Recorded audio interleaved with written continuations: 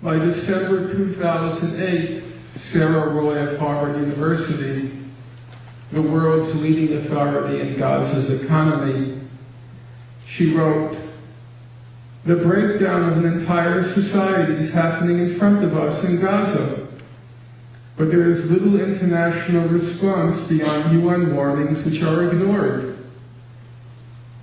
The breakdown of an entire society in Gaza is happening before our eyes, and nobody cares." And now Hamas was confronted with two stark options. One, to allow the Palestinians to gradually acquiesce in their incremental starvation, or to fight and resist.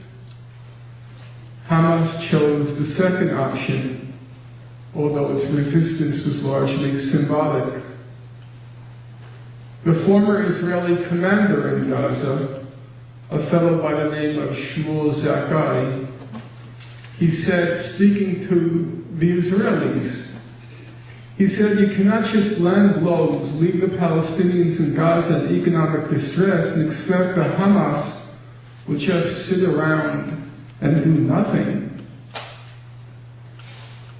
During the invasion, Hamas leader Khaled Mishal, he wrote, "Our modest homemade rockets, they are our cry of protest to the world." And in fact, what were those rocket attacks, if not a message being transmitted to an indifferent world? SOS, we're dying. SOS, we're dying. It's easy enough to condemn the Hamas rocket attacks, and all the human rights organizations did so.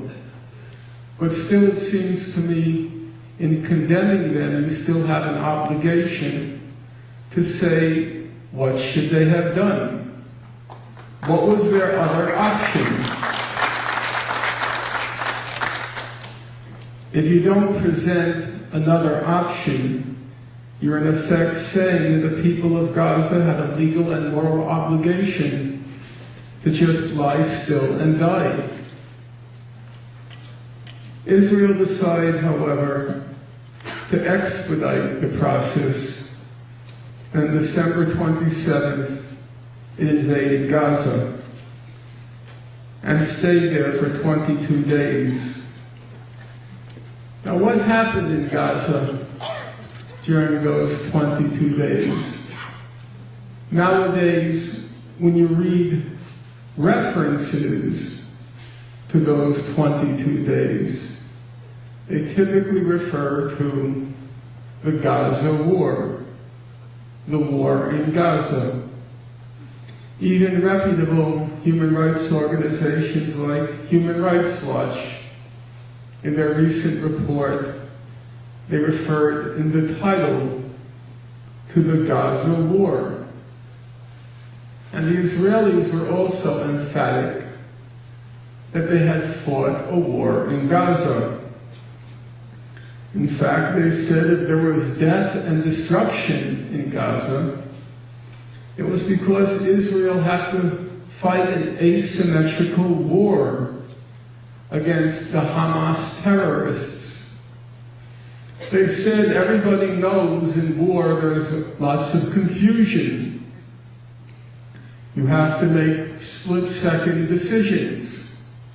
And if inevitably, if regrettably, innocents get killed and civilian targets get hit, that's inevitable. It's war.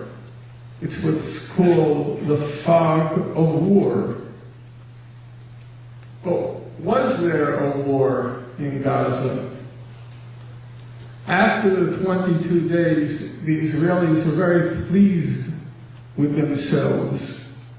They went around boasting, now we've shown the Arabs who's who and what's what. We put the uppity natives in line. Because Israel was very upset after the July-August 2000 war in Lebanon, when it suffered a major military defeat at the hands of the party of God, the Hezbollah. And the Sheikh Nasrallah, the head of the party of God, he went around saying to Israel, taunting Israel, "We're not afraid of you anymore. The Arabs are not afraid of you anymore. Go ahead, attack again. If you attack again, we'll defeat you again." And now Israel is upset because it said its deterrence capacity had been undermined.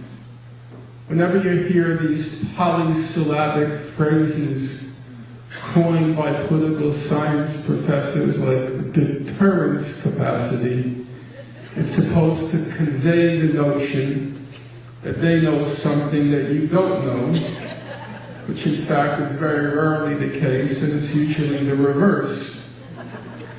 Deterrence capacity, all it means is the Arab world's fear of Israel.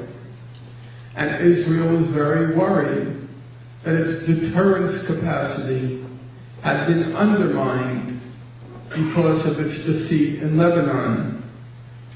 But after Gaza, the Israelis said, "We've restored our deterrence capacity because we won the war in Gaza. We've shown the Arabs that we're a fighting force again because we won the war in Gaza." But along came an Israeli strategic analyst, and he said, speaking to his fellow citizens, "It is very dangerous for Israel to believe it won the war in Gaza when there was no war. In reality, not a single battle was fought during the 22 days of fighting." A former Israeli military official, he said there was no war. Hamas sat in its bunkers and came out when it was all over. Well, there was no war in Gaza. What did happen in Gaza? On the military plane, it's fairly straightforward. Israel began its assault with what it called the air phase of the war. That is, it sent in the course of the 22 days, it flew about 2,800 to 3,000 combat missions over Gaza.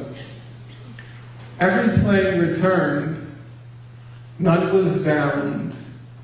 In fact, none was even damaged, which is not altogether surprising because the Palestinians had no anti-aircraft defenses to speak of.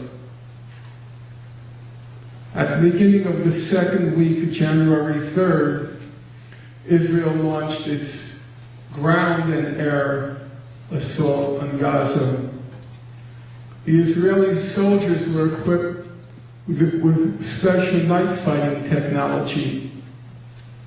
Hamas couldn't even see them, let alone fight them.